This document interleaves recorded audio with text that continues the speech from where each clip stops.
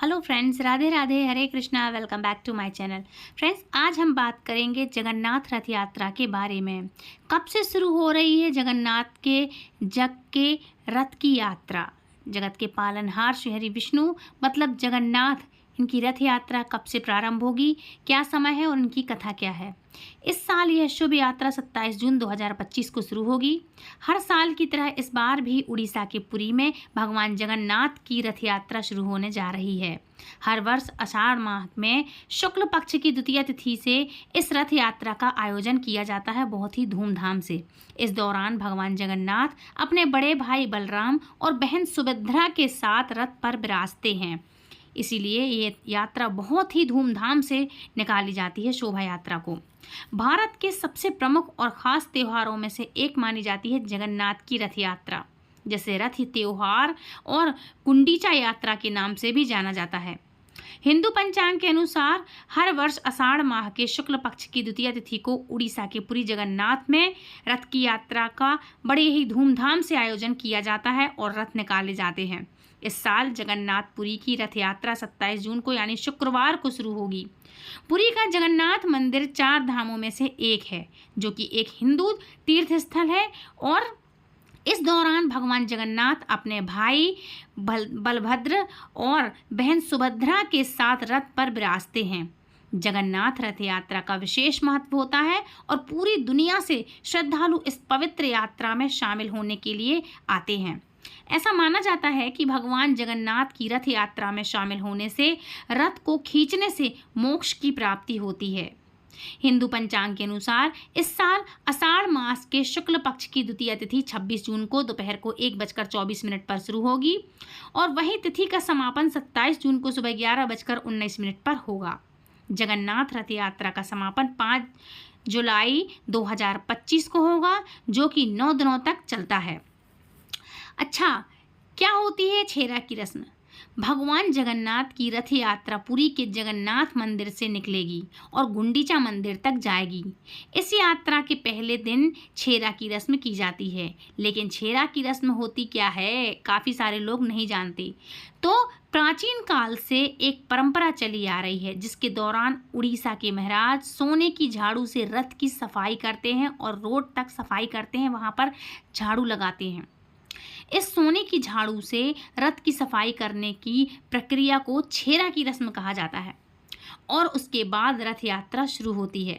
फिर भक्त भगवान के रथ को खींचते हैं और इसके बाद 1 जुलाई को हेरा पंचमी की रस्म की जाएगी। 4 जुलाई को रथ यात्रा गुंडीचा मंदिर में पहुंचाई जाएगी, मतलब गुंडीचा मंदिर से भगवान जगन्नाथ के प्रमुख मंदिर में जाएगी, जिसे बहुत बहुड़ा कहा जाता है।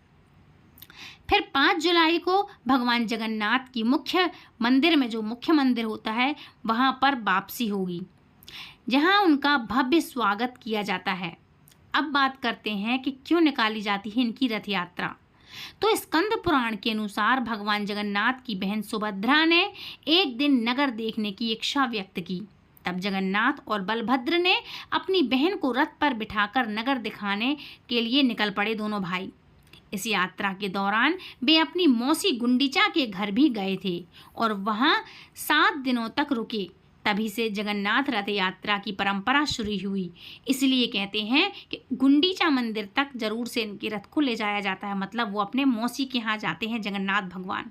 इसके पहले की भी एक कथाएं प्राचीन काल से आपको सुनने में आ रही होंगी कि कुछ दिन पहले, भगवान 15 दिन पहले उनके दर्शन बंद हो जाते हैं, क्योंकि भगवान जगन्नाथ कुछ दिनों के लिए बीमार होते हैं। उसके बाद फिर रथ यात्रा का आयोजन होता है। जगन्नाथ यात्रा कब मनाई जाने वाली है, मतलब क्या होता है, क्यों मनाते हैं। तो आषाढ़ मास के द्वितीय तिथि पर भगवान जगन्नाथ और भाई बलभद्र और बहन सुभद्रा के साथ भ्रमण करने, सारे जगत का भ्रमण करने निकलते हैं। शुक्रवार को 27 जून है और 27 जून 2025 को रथ यात्रा का बहुत ही धूमधाम के साथ आयोजन होने वाला है। अच्छा, वैदिक पंचांग के अनुसार 27 जून को आषाढ़ मास के शुक्ल पक्ष की द्वितीय तिथि भी है। जैसा कि आप सभी ने देखा होगा, सुना होगा कि जैसा मैंने आपको बताया है इस वीडियो में कि भगवान बीमार भी होते हैं। तो ज्येष्ठ पूर्णिमा के दिन भगवान जगन्नाथ, बलभद्र और देवी सुभद्रा को गर्भगृह से निकालने के पहले और फिर उन्हें सहस्त्र स्नान कराया जाता है, मतलब सहस्त्रों बार स्नान कराया जाता है। इसके बाद संध्या, महाआरती, षोडशोपचार से पूजन, पंचामृत और इन सब से भगवान को नहवाया जाता है और गर्भगृह का पूजन, महाभोग, पुष्पांजलि और विशेष आरती के बाद जगन्नाथ मंदिर के कपाट बंद कर दिए जाते हैं पूरे 15 दिनों के लिए, क्योंकि इतनी अधिक मात्रा में भगवान जब स्नान करते हैं तो भगवान को बुखार आ जाती है, मतलब भगवान बीमार पड़ जाते हैं। इसलिए भगवान जगन्नाथ को 15 दिनों तक के लिए बंद किया जाता है मंदिर में और उनकी अंदर गर्भगृह में ऐसे ही सेवा की जाती है और भगवान के लिए काढ़ा भी प्रस्तुत किया जाता है। 15 दिनों तक भगवान के लिए काढ़ा पिलाया जाता है। तो हम लोग वो काढ़े के रूप में, उनका काढ़ा जो है दवाई औषधि के रूप में, काढ़ा प्रसाद के रूप में ग्रहण करते हैं। जगन्नाथ रथ यात्रा की शुरुआत 12वीं और 16वीं शताब्दी के बीच में हुई थी, जो पौराणिक कथाओं और ऐतिहासिक परंपराओं दोनों में गहराई से समाहित है। यहाँ कुछ लोगों का मानना है कि यह त्यौहार भगवान कृष्ण ने अपने मायके मतलब भगवान कृष्ण भगवान जो हैं, कृष्ण भगवान के अपने मायके जाने की याद में मनाया जाता, मतलब वो वृंदावन जाने की याद में मनाया जाता है।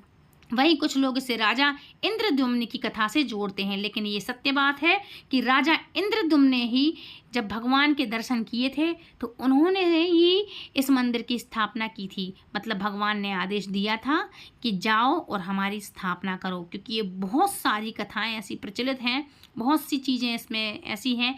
तो चलिए उसमें से आपके लिए एक कथा मैं आपके लिए सुनाती हूँ। जगन्नाथ भगवान के मंदिर के इतिहास की, गौरवशाली इतिहास की कथा ज़रूर से सुनिए और दूसरों को शेयर ज़रूर कीजिएगा। तो पहली कथा कुछ इस प्रकार है। पौराणिक कथाओं के अनुसार जब राजा इंद्रद्युम्न ने जगन्नाथ, बलभद्र और सुभद्रा की मूर्तियां बनवाई तो रानी गुंडीचा ने मूर्तियां बनवाते हुए मूर्तिकार मतलब विश्वकर्मा जी को और मूर्तियों को देख लिया था, क्योंकि भगवान का पहले ही कहना था कि जब मैं मूर्तियां बनवाऊंगा तो उस समय किसी को देखना नहीं चाहिए। तो उनकी मूर्तियों का निर्माण करने के लिए भगवान विश्वकर्मा जी के लिए बुलाया गया। तो उसी तरह से जब वो बना रहे थे तो गुंडीचा मंदिर में जब मूर्तियां बनाते हुए, मूर्तिकार कौन थे? विश्वकर्मा भगवान थे। तो उन मूर्तियों को बनाते हुए रानी ने उनको देख लिया। इसके चलते मूर्तियां अधूरी रह गई। तब आकाशवाणी हुई कि भगवान इसी रूप में स्थापित होना चाहते हैं। इसके बाद राजा ने इन्हीं अधूरी मूर्तियों को मंदिर में स्थापित कर दिया और उस वक्त भी आकाशवाणी हुई कि भगवान जगन्नाथ साल में सिर्फ एक बार ही अपनी जन्मभूमि मथुरा जाएंगे। स्कंद पुराण के उल्लेख में खंड के अनुसार राजा इंद्रद्युम्न ने आषाढ़ मास के शुक्ल पक्ष की द्वितीय तिथि के दिन प्रभु के उनकी जन्मभूमि के जाने की व्यवस्था की थी।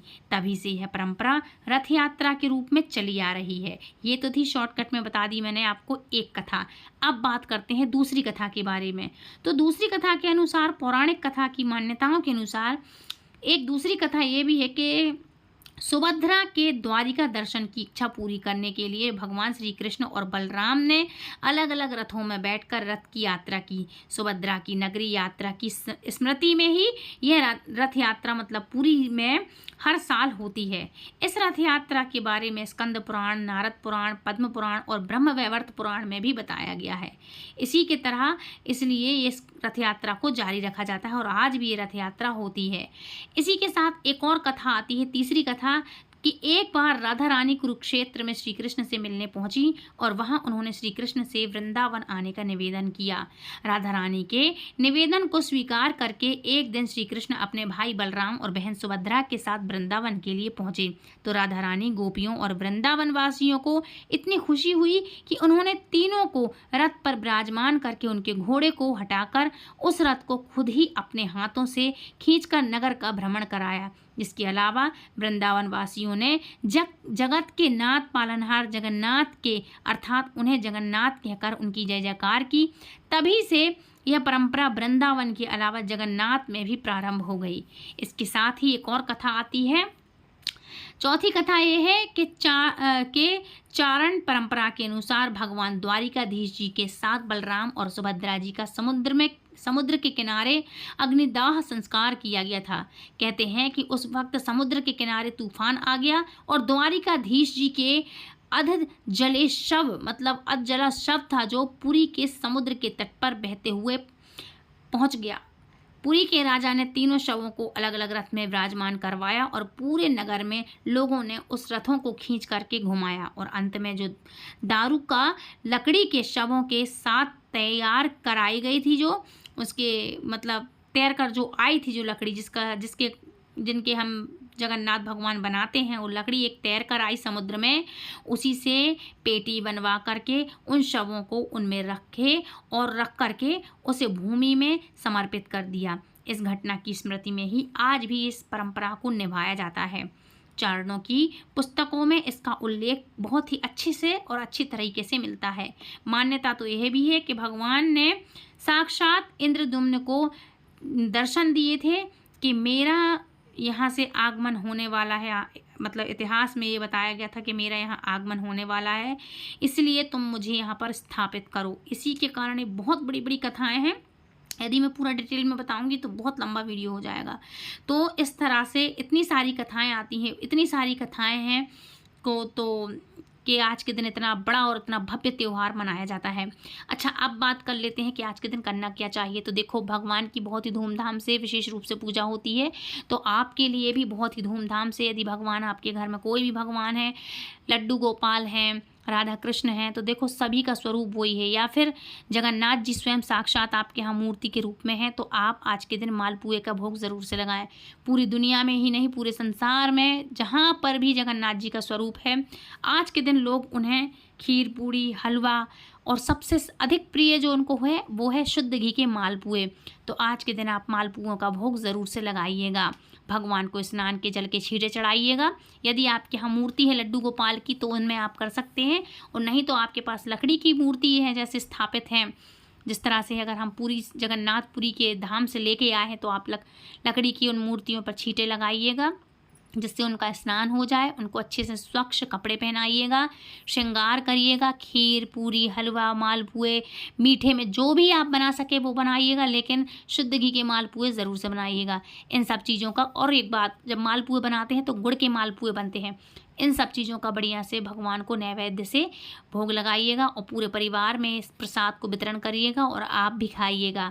तो फ्रेंड्स, ये है आज की वीडियो। और जगन्नाथ जी का तो मैं ये कहूँगी कि हमारे भगवान जगन्नाथ जी जगत पसारे हाथ, इधर यदि आप जाते हैं कभी भी तो वहाँ के चावल ज़रूर लेकर के आइएगा और आप अपने भंडार गृह में उन चावलों को रखिएगा।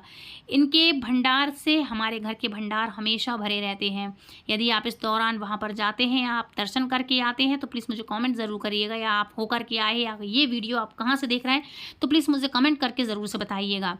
तो फ्रेंड्स, और एक बात और बता दूं कि यदि आप वहाँ गए हैं तो वहाँ का भंडारा ज़रूर से खाइएगा और शामिल ज़रूर से होइएगा। वहाँ के महालक्ष्मी, साक्षात महालक्ष्मी जगदम्बा जो स्वयं लक्ष्मी है, वहाँ की रसोई स्वयं लक्ष्मी महारानी माँ लक्ष्मी ही रसोई को पकाती हैं। इसलिए आप वहाँ पर जाएं तो वहाँ का प्रसाद ज़रूर लेके आएँ। कच्चे चावल लेके आएँ तो अपने भंडार गृह में रखें, भगवान की पूजा करें, खूब धूमधाम से आज के दिन त्यौहार मनाएं, ब्रह्मचर्य का पालन करें, किसी का मन आत्मा ना दुखाएं, और अपने घर में बहुत ही धूमधाम से भगवान श्री कृष्ण का, भगवान जगन्नाथ का खूब अच्छे से स्वागत करें, घर को सजाएं और खूब अच्छे से पूजा करें। तो फ्रेंड्स, मिलती हूँ नेक्स्ट वीडियो में, तब तक के लिए राधे राधे, हरे कृष्णा, जय जगन्नाथ।